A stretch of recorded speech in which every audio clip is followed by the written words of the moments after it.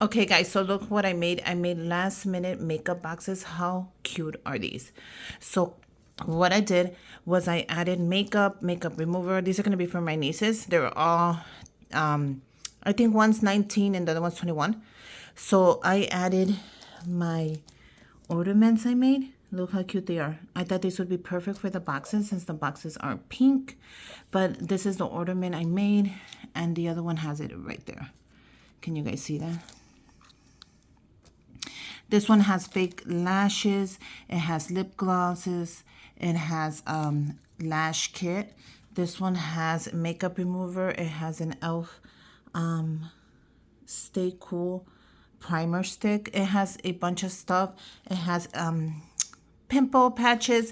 It has a little bit of everything. Can you guys see it? And then since it was pink, I did the pink ornament and I did the pink bow. What do you guys think? Aren't they adorable?